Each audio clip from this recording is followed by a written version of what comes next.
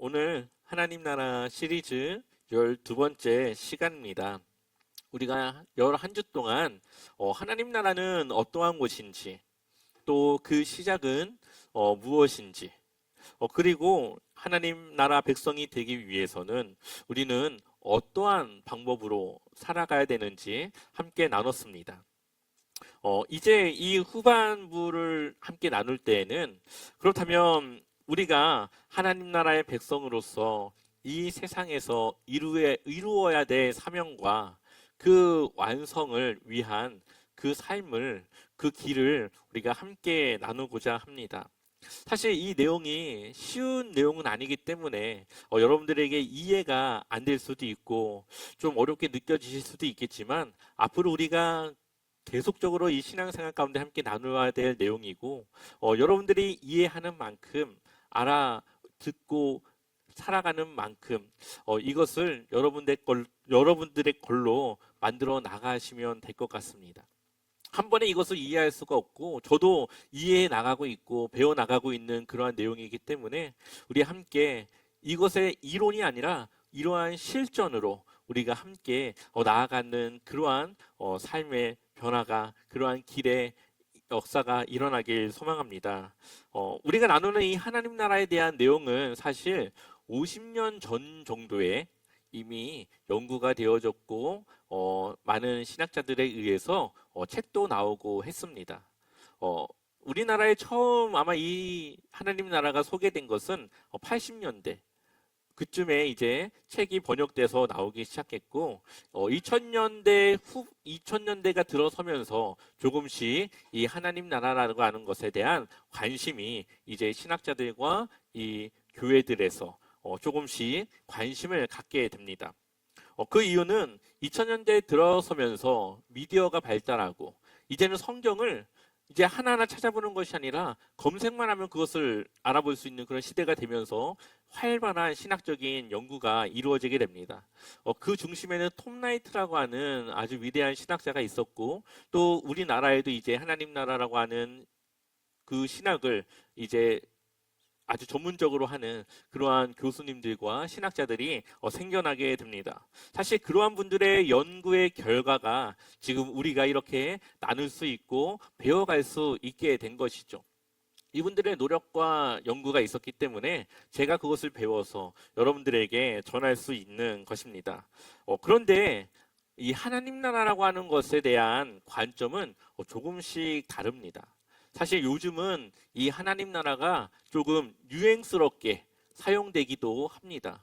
그래서 뭐만 좀 하면 이제 하나님 나라를 붙여서 이제 그것을 설명하기도 하는데, 어떤 사람은 이 하나님 나라를 사회 운동을 위한 구호와 같이 사용하기도 합니다. 또 어떤 사람은 개인의 구원은 뛰어넘고 이 세상만 좋은 세상을 만들기 위해 이 하나님 나라를 사용하기도 합니다. 하지만 이 하나님 나라라고 하는 것은 개인의 회개와 회심이 있어야만 그 하나님 나라를 살아가며 이 세상을 하나님 나라로 이루어 나가는 그 일에 함께 동참할 수 있다는 것을 우리는 꼭 기억해야 되는 것이죠. 마찬가지로 하나님 나라의 시작과 완성의 첫 단계는 바로 개인의 회복입니다. 네 가지가 돼야 되는데요. 예전에 우리가 풍성한 삶의 초대라고 하는 내용을 통해서 나눴지만 기억이 안 나실 것 같아서 다시 한번 말씀드리면은, 하나님과 나와의 관계가 회복돼야 됩니다. 또한 내 자신과 나의 관계가 회복돼야 됩니다. 또 나와 이웃의 관계가 회복되어지고, 또 나와 이 세상, 하나님 만드신 이 세상의 관계가 회복되어져야 됩니다.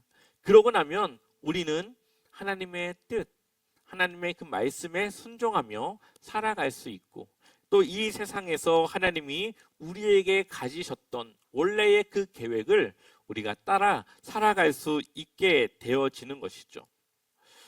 우리가 많은 부분 이 관계 중에서도 나 자신과의 이 관계가 잘 풀어지고 이것이 잘 해결되어져야만 이것이 이제는 이웃과 세상으로 연결이 될 수가 있습니다.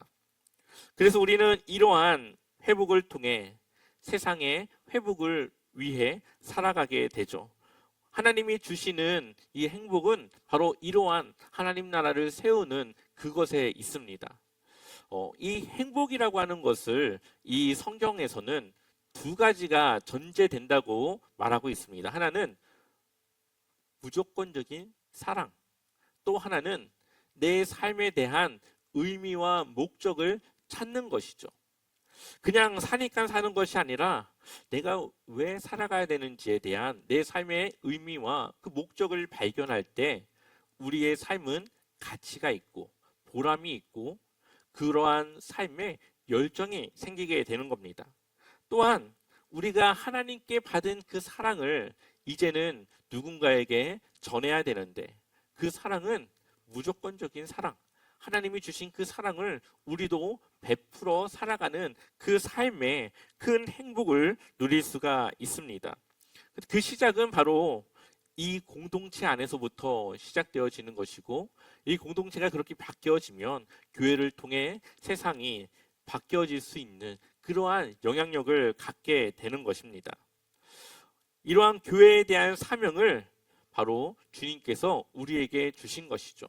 그래서 이 신앙생활이라고 하는 것은 개인의 회복을 통해 공동체로 나아가고 공동체를 통해 세상으로 나아가야 합니다. 이것이 바로 주님이 우리에게 주시는 사명인 것입니다. 우리 한번 마태복음 28장 18절부터 20절 말씀을 같이 한번 읽어보겠습니다. 함께 읽겠습니다.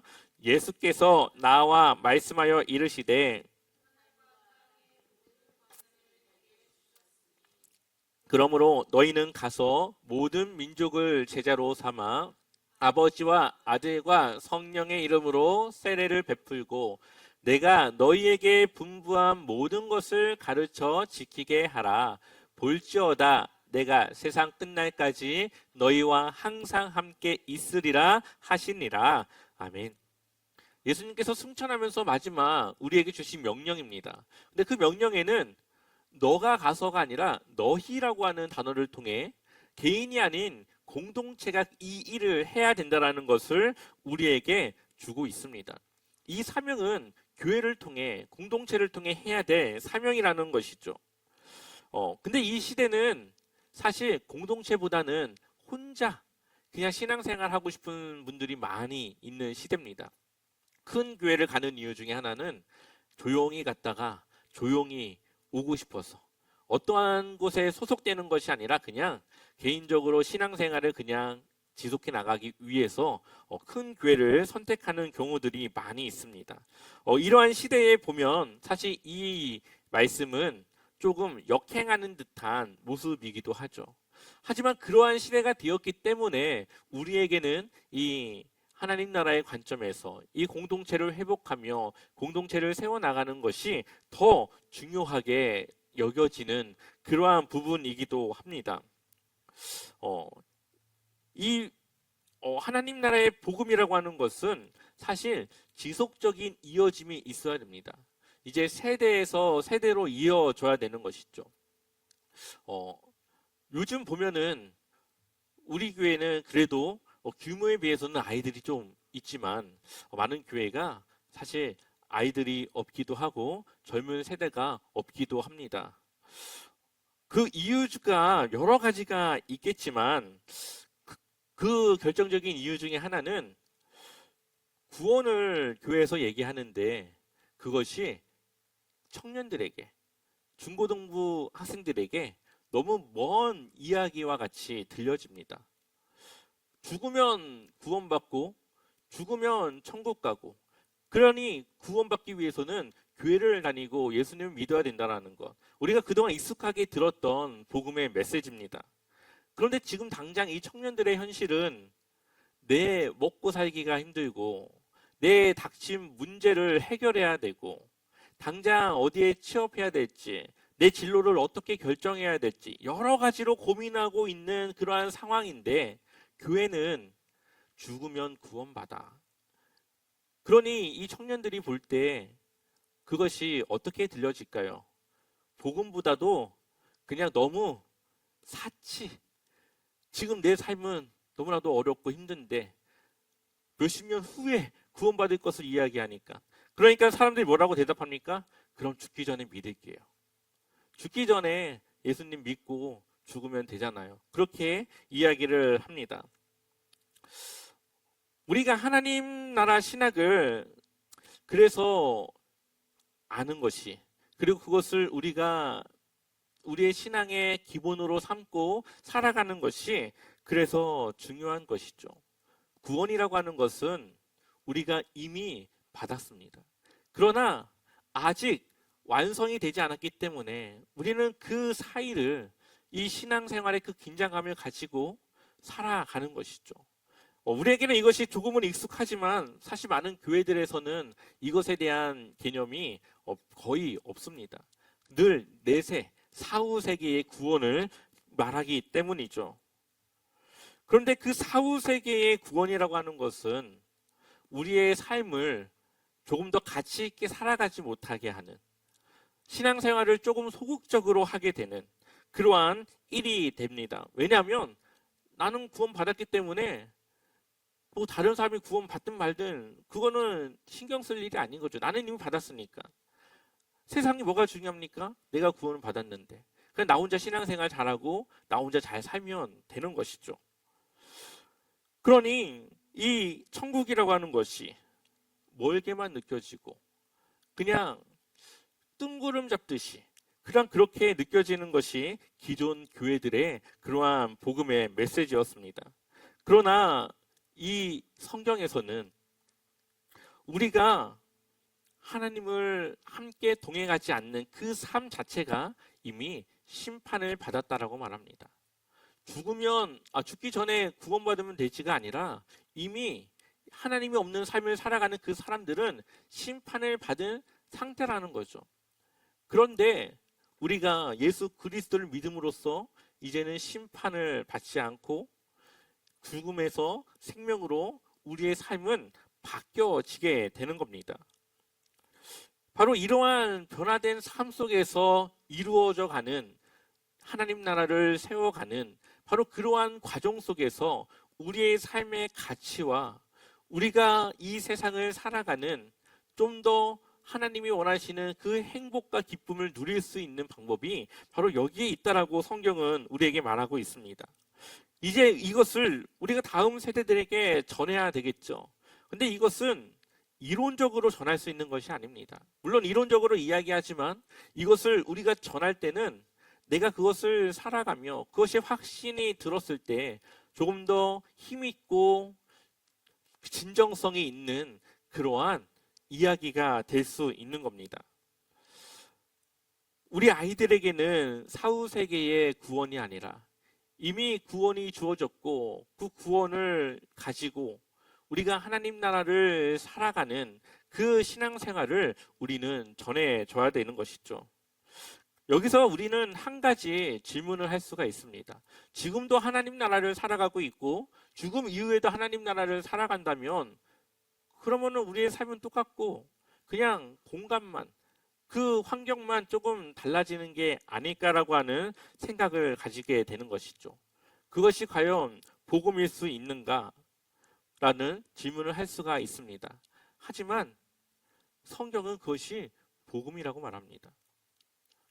우리가 정말 하나님 안에서 누리는 기쁨과 행복을 우리가 누리게 된다면 그것이 이후에 정말 완전해진 하나님 나라에서는 얼마나 더 크고 얼마나 그것이 더 그 삶에 큰 기쁨과 행복을 줄 수 있을지, 그러한 소망을 우리는 가질 수가 있는 것이죠.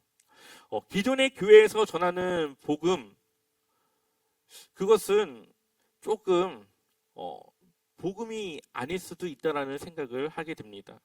복음은 무엇입니까? 기쁜 소식이죠.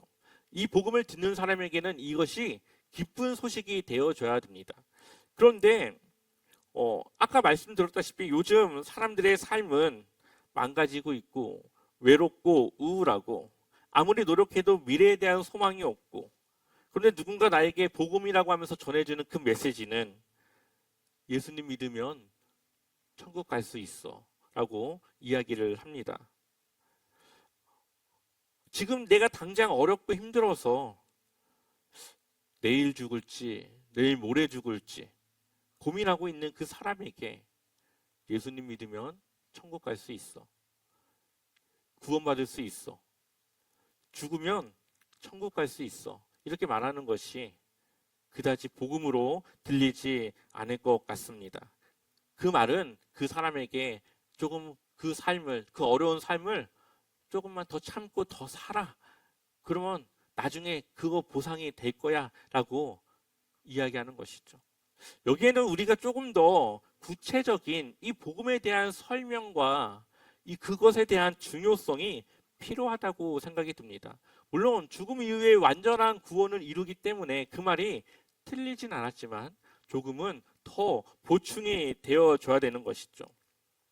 우리가 그동안 하나님 나라에 대해서 함께 나눌 때 강조했던 것은 우리의 인생을 그 하나님 나라에 걸어야 된다라는 그러한 결단이 있어야 된다라고 하는 말씀을 함께 나눴습니다. 그러한 선택을 하는 이유는 그렇게 내 인생과 내 모든 것을 그 하나님 나라에 걸고도 바로 그 하나님 나라의 가치가 더 크다라는 것을 우리가 느끼고 그것을 받아들일 때 그 결단은 일어나게 되는 것이죠. 그런데 복음에 대해서 잘 설명하지 않는데 그러한 결단을 하라고 할 수는 없을 겁니다. 그래서 우리는 이 복음에 대한 하나님 나라의 삶에 대한 이 내용을 조금 더 잘 알고 전할 수 있어야 되는 것이죠. 왜냐하면 하나님 나라라고 하는 것은 이론이 아니라 우리의 삶으로 전하는 것이기 때문입니다. 그러한 삶을 살아가는 그 사람의 그 삶 자체가 다른 이에게 복음으로 전해질 수가 있기 때문이죠. 그래서 예수님께서 우리에게 말씀하십니다. 이미 하나님 나라가 왔다라고 이야기를 하십니다. 마가복음 1장 14절 말씀을 한번 읽어보겠습니다. 요한이 잡힌 후 예수께서 갈릴리에 오셔서 하나님의 복음을 전파하며, 그리고 15절 같이 이어서 읽겠습니다. 이르시되 때가 찼고 하나님의 나라가 가까이 왔으니 회개하고 복음을 믿으라 하시더라. 아멘. 여기 보면 하나님의 나라가 가까이 왔다라고 말하고 있죠. 우리가 이것을 이해할 때는 어떻게 이해가 됩니까? 그럼 곧 오겠네.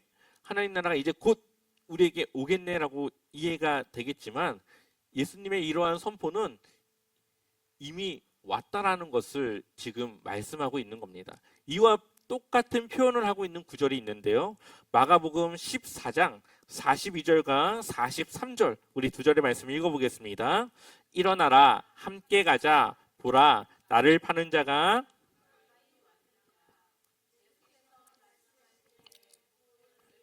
하나인 유다가 왔는데 대제사장들과 서기관들과 장로들에게서 파송된 무리가 검과 몽치를 가지고 그와 함께 하였더라. 아멘. 예수님께서 42절에 뭐라고 말합니까? 나를 파는 자가 가까이 왔느니라. 그리고 이어서 43절에 예수님께서 말씀하실 때에 곧 12 중에 하나인 누가 왔어요? 유다가 왔는데. 가까이 왔다라고 하는 그 말씀이 끝나자 유다가 도착합니다. 예수님께서 하나님 나라가 가까이 왔다라고 하는 그 순간 하나님 나라가 도착하는 겁니다. 예수님의 그 선포를 통해 하나님 나라가 시작되는 겁니다. 예수님은 바로 그러한 하나님 나라를 우리에게 전하시고 그러한 하나님 나라의 삶이 무엇인지를 알려주시기 위해서 우리에게 이 말씀을 통해 이야기를 하고 있는 것이죠. 하나님 나라에 속하기 위해서는 우선 회개와 회심이 있어야 됩니다. 회개와 회심이라고 하는 것은 죽음의 강을 넘어 생명의 삶으로 나아가는 것이고 어둠에 있던 그 삶이 이제는 빛으로 바뀌어지는 것이고 하나님과 관계가 없는 그 삶에서 하나님에 속한 백성이 되는 것입니다. 그렇게 신분이 바뀔 때, 그렇게 소속이 바뀔 때 우리는 하나님께서 우리 인간을 창조하면서 우리가 누리길 원했던 그 계획적인 그 삶을 우리가 살아갈 수 있게 되는 것이죠. 하나님께서 공급하시는 것을 통해 살아가고자 만들었던 그 사람의 그 삶을 우리가 이제 하나님과 함께하는 그 삶 속에서 누릴 수가 있는 겁니다. 힘들고 어렵고 외롭고 스스로는 그것을 해결할 수 없는 그 사람의 그 삶 속에 하나님이 함께하여서 그 삶을 같이 동행하여서 이끄셔서 그 문제를 하나님의 것으로 받아주셔서 그것을 책임지는 하나님의 나라가 바로 그 사람의 그 마음과 삶에 임하게 되는 것이죠. 그러한 믿음이, 그러한 신앙의 삶이 얼마나 큰 힘이 될까요? 나 혼자서는 해결할 수 없는 그 문제가 하나님과 함께하고 있고 하나님께서 그것을 해결해 주시고 인도해 주시는 그 삶을 경험하면서 하나님을 알아가는 그 삶이 얼마나 사람들에게 큰 위로와 힘이 되겠습니까? 바로 그것을 우리가 누리기를 원하시는 겁니다. 예수님이 니고데모에게 거듭남에 대해서 설명해 주십니다. 요한복음 3장 16절에 하나님이 세상을 이처럼 사랑하사 독생자를 주셨으니 이는 그를 믿는 자마다 멸망하지 않고 영생을 얻게 하려 하심이라. 우리가 영생을 얻는 것을 말하고 있죠. 3장 17절에 하나님이 그 아들을 세상에 보내신 것은 세상을 심판하려 하심이 아니요 그로 말미암아 세상이 구원을 받게 하려 하심이라. 아멘. 우리가 잘 아는 말씀인데 여기서 말하는 영생이라고 하는 것은 의미로는 영원한 삶에 대해서 말하고 있지만 여기서 말하고자 하는 의미는 조금 다른 의미입니다. 요한복음 17장 3절을 한번 같이 읽어보겠습니다. 영생은 곧 유일하신 참 하나님과 그가 보내신 자 예수 그리스도를 아는 것이니이다. 아멘. 영생은 무엇입니까? 유일하신 참 하나님과 그가 보내신 자 예수 그리스도를 어떻게 하는 거요? 아는 것. 우리가 예수 그리스도를 아는 것이 영생. 여기서 말하는 영생은 곧 하나님 나라를 의미한다고 볼 수가 있습니다. 마태복음에서 천국을 하나님 나라로 표현했던 것처럼 여기서는 영생을 하나님 나라로 표현하고 있다고 볼 수 있는 것이죠. 우리가 예수님을 알아가면 우리가 영생, 하나님 나라를 소유하게 된다는 거죠. 3장 18절을 보면 그를 믿는 자는 심판을 받지 아니하는 것이요 믿지 아니하는 자는 하나님의 독생자의 이름을 믿지 아니하므로 벌써 심판을 받은 것이니라. 19절을 보면 그 정죄는 이것이니 곧 빛이 세상에 왔으되 사람이 자기 행위가 악함으로 빛보다 어둠을 더 사랑한 것이니라. 아멘. 왜 심판을 받느냐? 이미 빛이 예수 그리스도께서 이 땅에 오셨는데 사람들이 여전히 그 빛으로 나아가지 않고 어둠 속에 살아가기 때문에 그것이 그 사람들의 죄임으로 이미 벌써 심판을 받았다라는 거죠. 그런데 예수님을 아는 자, 예수님을 믿는 자는 예수님을 통해 빛으로 사망에서 생명으로 옮겨지고 그리고 하나님의 심판을 받지 않는 그러한 은혜를 얻게 되는 것입니다. 하나님은 우리의 인생이 어두움에 있지 않고 빛으로 나아가기를 소망하고 있죠. 그래서 골로새서 1장 13절 우리 같이 한번 읽어보겠습니다. 아버지께서 우리를 암흑의 권세에서 건져내셔서 자기의 사랑하는 아들의 나라로 옮기셨습니다. 아멘. 우리를 어디로 옮기셨습니까? 자신의 사랑하는 아들의 나라로 옮겼습니다. 우리의 삶이, 우리의 소속이 바뀌었고 그래서 우리는 하나님의 뜻과 통치로 우리는 살아갈 수 있게 됩니다. 그러니 우리의 삶은 세상의 사람들과 다른 그러한 삶을 살아가게 되는 것이죠. 우리의 이 하나님 나라는 죽음 이후에 오는 나라가 아니라 이미 예수님을 통해 왔고 그것을 지금부터 구원받은 성도들이 누리기를 원하시는 하나님의 마음이 이 성경에는 담겨져 있습니다. 하나님이 함께 도우시고 인도하시는 그 삶을 누리며 우리가 살아가길 원하시는 것이죠. 그런데 많은 교회가 여전히 구원은 죽음 이후에 우리가 얻을 수 있는 것이라고 말하고 있습니다. 그래서 많은 사람들이 힘들지만 그 구원을 얻기 위해 그냥 스스로 참고 견디며 살아갑니다. 물론 그것이 중요하지만 거기에는 하나님의 함께하심이 반드시 있어야 되는 것이죠. 이것을 경험하고 그것이 와닿을 때 우리는 조금 더 확실한 복음을 전할 수가 있습니다. 우리가 이러한 하나님 나라를 잃어버린 이유는 바로 죄 때문이죠.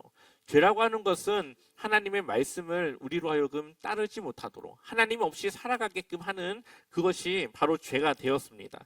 그래서 사단은 우리에게 하나님이 없어도 우리가 괜찮은 삶을 살아갈 수 있다라고 유혹하고, 또한 우리의 능력으로도 충분히 이 세상을 잘 이기며 살아갈 수 있다라고 이야기를 합니다. 그리고 많은 사람들이 마치 그렇게 살아가는 것처럼 보여주고 있습니다. 그런데 그것이 우리의 삶의 끝이 아니라는 것을 성경은 우리에게 말해주고 있는 것이죠. 하나님을 믿는 것은 나 중심에서 하나님 중심으로 바뀌어지는 겁니다. 바로 하나님이 우리를 창조하실 때에 원했던 그 삶을 우리가 회복하는 겁니다. 그래서 하나님이 주신 것들로 살아가고 하나님을 의지하며 하나님과 함께 살아갑니다. 지금이야 완전한 세상이 아니기 때문에 부족함이 있겠지만 그러한 삶 속에서도 하나님과 동행하는 그 삶의 연장선에서 구원의 완성이 이루어질 때는 그러한 부족함이 없고 이 세상에 아픔과 슬픔과 어려움이 없는 하나님이 회복하신 그 나라를 우리가 누리며 살아가게 되는 것이죠. 각자 자신의 삶이 회복되는 것은 너무나도 중요합니다. 왜냐하면 그래야 세상의 사람들이 우리를 통해 복음이 무엇인지에 대한 답을 얻을 수 있게 되기 때문입니다. 요즘 많은 사람들이 신이 없다라고 말하고 있습니다. 그래서 과학만 있으면, 그냥 내 능력만 있으면 그렇게 괜찮게 살아갈 수 있다라고 믿으며 살아갑니다. 신이 없다라고 생각하는 그 사람들의 그 고정된 생각에 아무리 복음의 이론을 이야기한다고 하더라도 그 생각을 바꿀 수 없고 설득할 수가 없습니다. 그런데 그 사람들이 안 될 것 같다라고 생각했던 그 삶을 통해 우리가 충분히 살아갈 수 있다는 것을 증명할 때, 그들이 감당하기 힘든 그 어려운 상황에서도 우리는 그것을 충분히 이겨내며 그 안에서 기쁨과 행복으로 살아가는 것을 그들에게 보여줄 때, 그것이 그들에게 복음으로 정말 그렇게 살아가는 것이 지금 내 혼자 살아가는 것보다 더 나은 삶이라는 것을 우리는 보여줄 수가 있는 것이죠. 바로 우리의 삶은 우리 개인의 삶을 넘어서 이제는 또 다른 누군가에게 복음으로, 또 그 공동체를 회복하며 세상을 향한 메시지로 우리는 나아갈 수가 있는 겁니다. 우리 모두가 바로 그러한 삶을 통하여서 하나님의 놀라운 일을 드러내고 증명하는 그러한 멋진 신앙의 삶을 살아가시기를 소망합니다.